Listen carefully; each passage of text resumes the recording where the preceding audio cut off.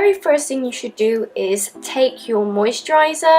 Depending on what type of skin you will have dry skin, oily skin, combination skin. So everyone will have a different type of moisturizer. You can have a light moisturizer, heavy moisturizer, but even if you have oily skin, you should always start off your makeup by moisturizing your face. Next, you should apply any primer depending on what you're trying to correct. If you have oily face, there are mattifying primers you can use for your face.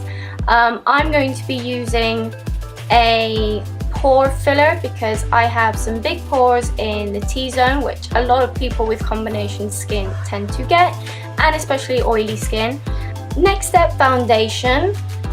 You can either go in if you've got any pimples or any discoloration, you can go in and then apply your correcting concealer and then apply your foundation on top. But today I'm just going to be showing you foundation.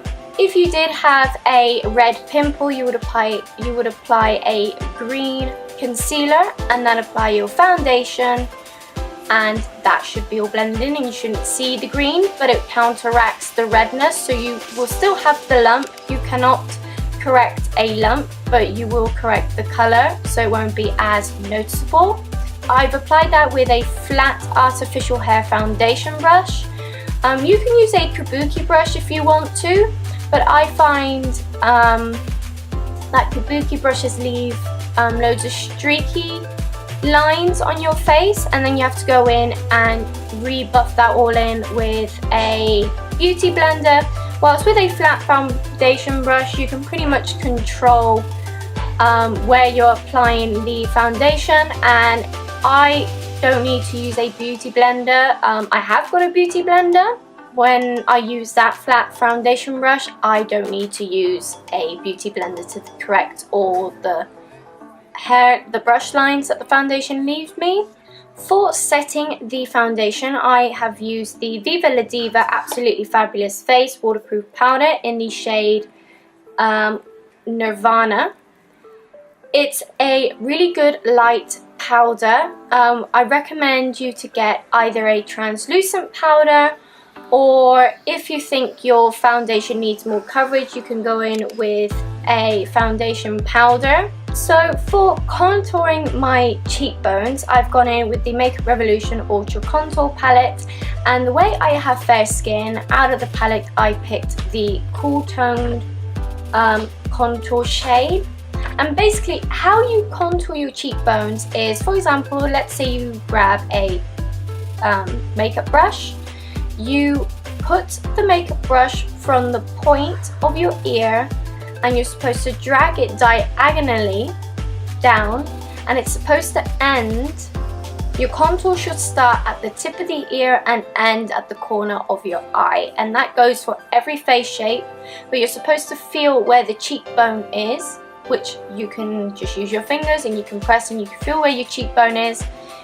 You start from the tip of the ear and you end at the corner of your eye.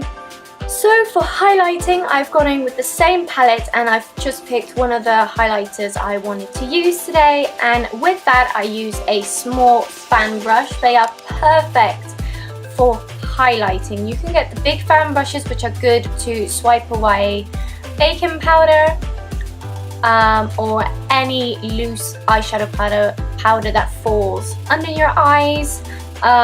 Basically I took the highlighter and I just swooshed it on top of my cheekbones, on top of the contour, and I did it in a C motion. So I did it on the cheekbones and then I moved it up to the temples.